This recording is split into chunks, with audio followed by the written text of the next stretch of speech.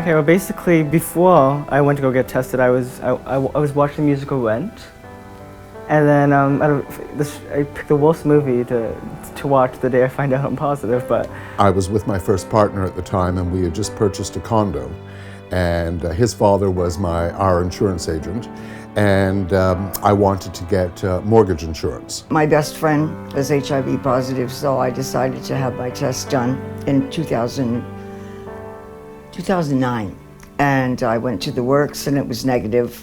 And so a few years later, well, last year, I just decided to have another test. I wasn't surprised when I found out, but I wasn't like, since I went in preparing for the worst, I always do that in terms of any kind of situation. So when I did find out, the man I couldn't remember his name, but the man asked me, were you surprised by this? And I said no.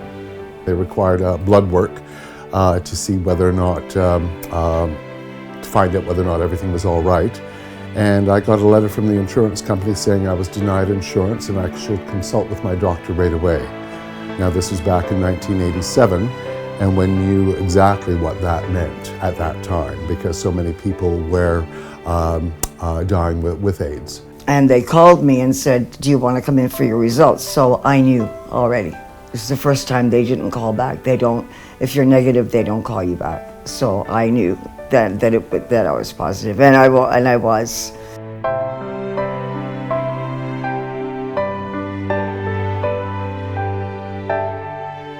My name's Arti Kapoor, and I'm a family physician here in Toronto, and I also sit on the board of directors at ACT.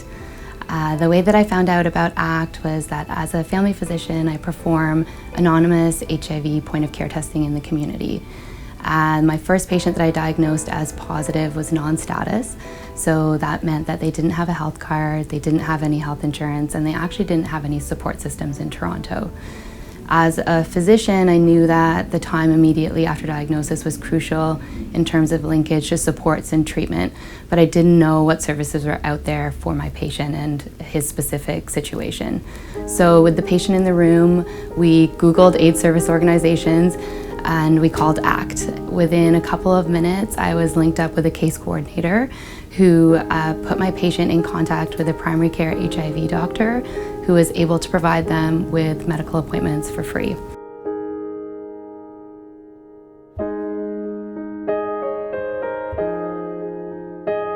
Over the course of time, I don't just volunteer with the organization, but I avail myself and take advantage of some of the various programs that are available and some of the support groups in the past that were made available, but also the various workshops and seminars that ACT provides in abundance.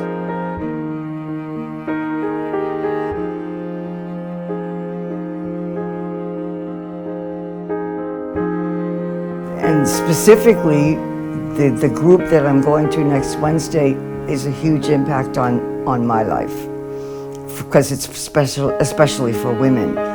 And just knowing, especially when you were right across the street from me, just knowing that I could roll out of bed and walk across the street to ACT and have any support I needed, computer access. I don't have a computer. I really can't afford one, and I don't know how to use them.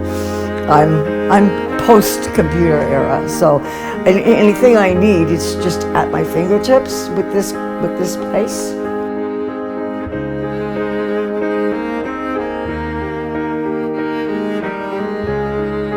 what ACT means to me is more of a support system. Some place where I feel comfortable talking about who I am and what I do.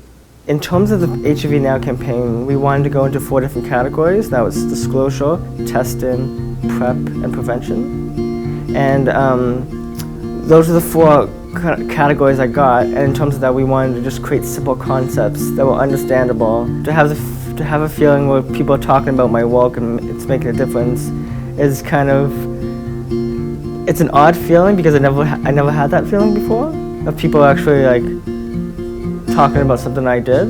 Over the course of time that I've been involved with volunteering at ACT, the AIDS Committee of Toronto, I've seen a lot of changes with regard to the types of people that are accessing service.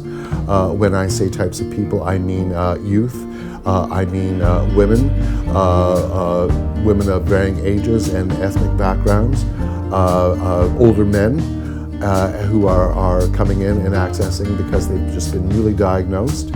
And a lot of times too, some of the ones that I've experienced and talked to are they're angry with themselves because they think HIV and AIDS awareness information has been around for a long period of time. How did this happen to me at this late stage of the game? Why did I allow that to happen? How did it happen? There's social supports that are found on a one-on-one level with a counselor. There's case coordinators who provide linkage to medical care in the community.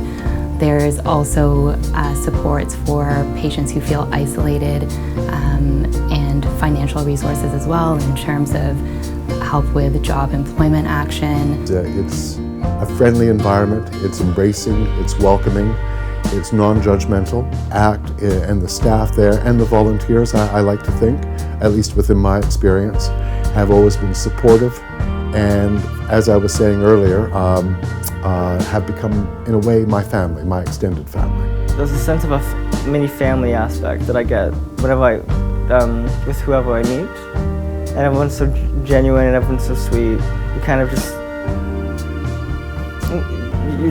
it kind of feels more or less of a community because of that. As you meet people one by one, they're a very warm and friendly group. I feel right at home here. It's sometimes I think it's kind of strange that I was adopted and I never felt like I belonged anywhere, and it took me till I was 64 years old to find a place where I do feel like I belong. I walk in the door and I feel like I'm at home.